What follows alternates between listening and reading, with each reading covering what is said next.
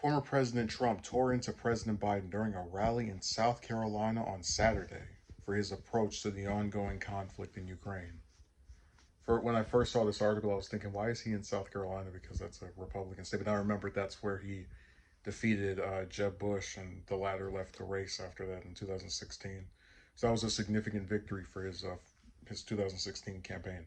Trump pointed the finger at Biden for the Russian invasion, saying Russian President Vladimir Putin would have never started a war with him in office. He told supporters at the rally that the U.S. needs to stay out of war and that Biden still has a chance to keep Americans out of the conflict. Despite all of Biden's weakness, cowardice, and incompetence, there is still a path for him to end this tragedy without getting Americans snared into a gruesome and very bloody war, Trump said. He predicted that if the invasion continues, it will lead to another world war. This could lead to World War III, Trump said. I see what's happening.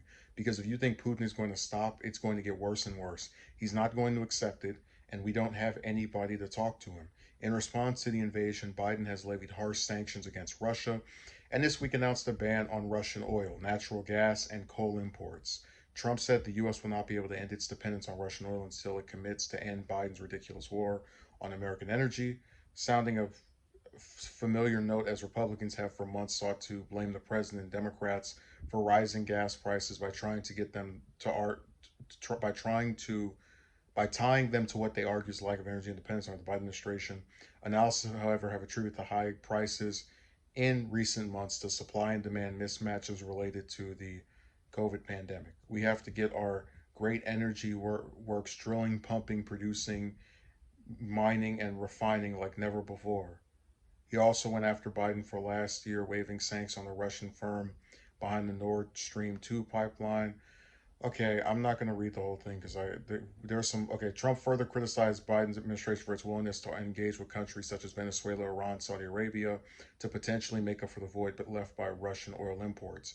And now Biden is crawling around the globe on his knees begging and pleading for mercy from Saudi Arabia, Iran, and Venezuela, Trump said.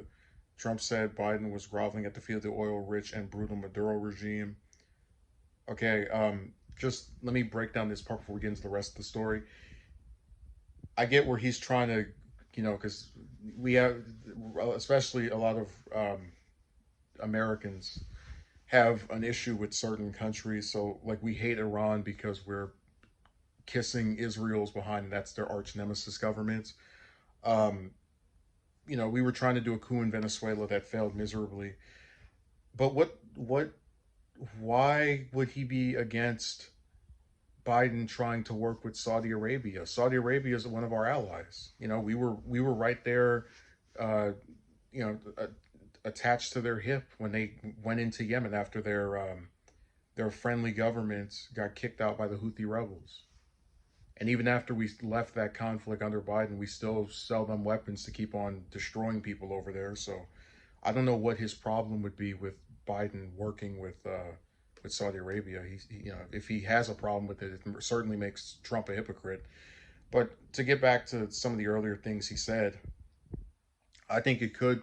I don't know about World War III, but I think if it goes on long enough, Biden will be tempted to send troops over there because people are trying to frame him as this peaceful president, but we talk about Libya, Syria, all this stuff is still going on under him, so it's not new.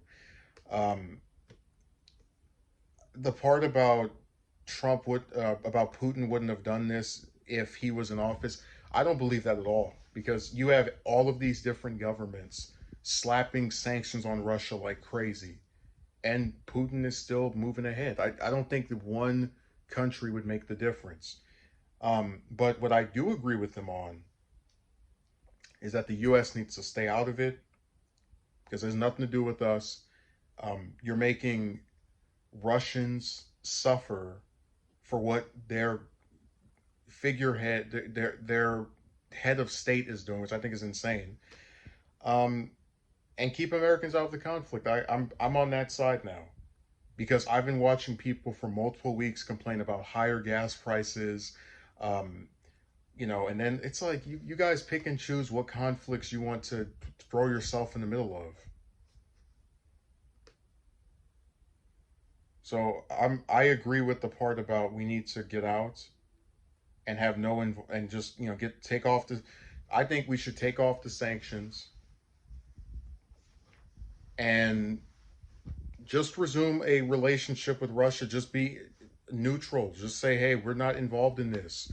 We're tired of having the people of our country suffer over something that Russia's not even doing to us. If you want us to slap, excuse me, if you want to slap sanctions on, because my position is just get out of it entirely. But if they want to slap sanctions on top Russian officials, all these different countries that are affiliated with NATO, be my guest. But when you have to start punishing regular Russians for what their head of state is doing, I think that's nuts. So I agree with the sentiments, but not with hypothetical. If I was there, this wouldn't have. I don't believe that. I think that it's so funny because people were saying that he's like really cozy with Putin.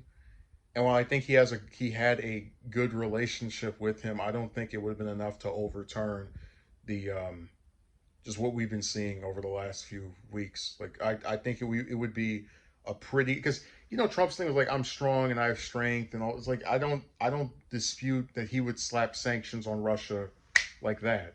So I think it would probably been the same exact policy.